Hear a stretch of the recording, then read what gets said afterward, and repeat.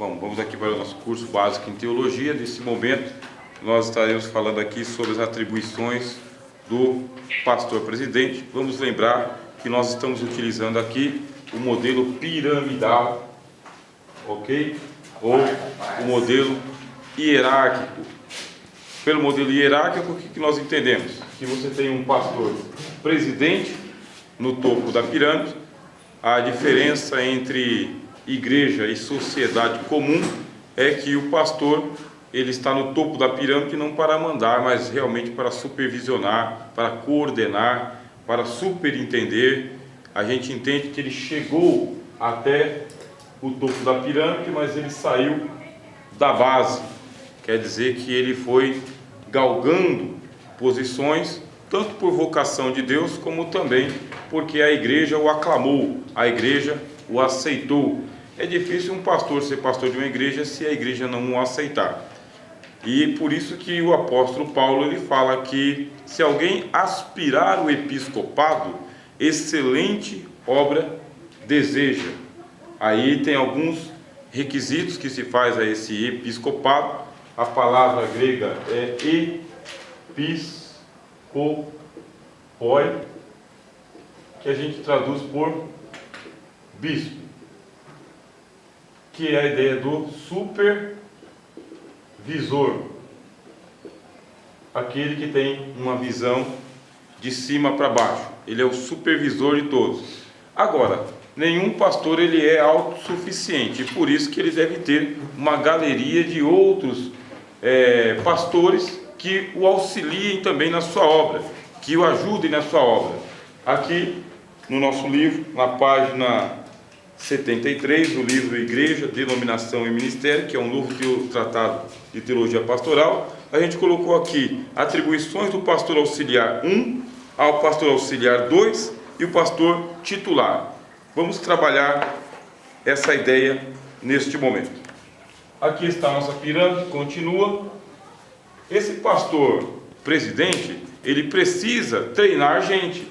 O apóstolo Paulo, escrevendo a Timóteo, ele fala: aquilo que de mim você recebeu, você vai transmitir a homens fiéis que também sejam idôneos para ensinar os outros.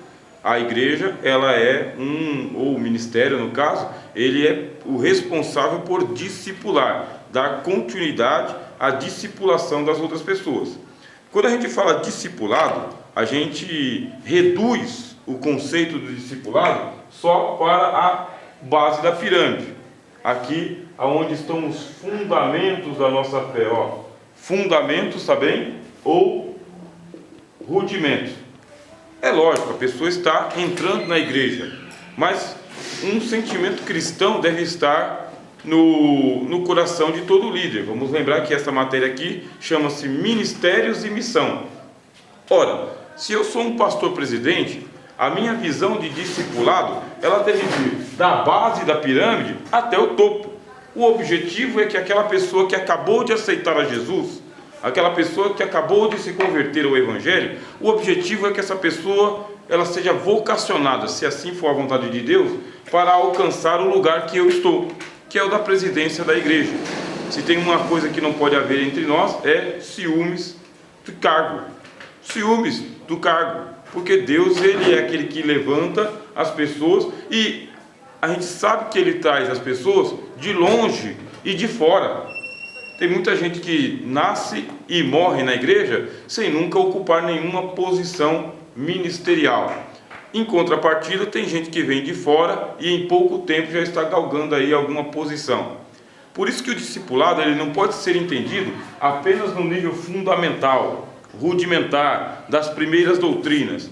Deve ser entendido por toda a extensão da vida, por toda, porque o Senhor Jesus ele disse: fazei discípulos. Aos discípulos ele chamou apóstolos. Quer dizer, chegou aqui em cima, muda o nível do discipulado, mas continua sendo discipulado.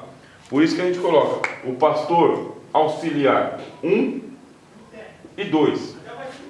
O nosso modelo proposto no livro, ele vai dizer o seguinte: o pastor presidente ele tem as suas atribuições.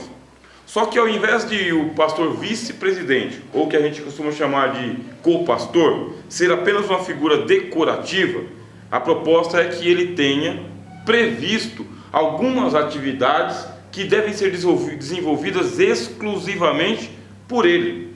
Enquanto o pastor presidente está cumprindo as funções dele aqui em cima, aquele que é o co-pastor, ele tem as suas funções que ele deve desenvolver por força de um estatuto, por exemplo, de um regimento.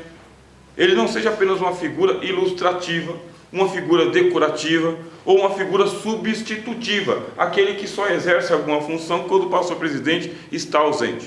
Não, na ausência do pastor presidente, aí o pastor titular que a gente costuma chamar de vice-presidente, ele assume as prerrogativas do pastor presidente também, junto com aquelas que ele já tem.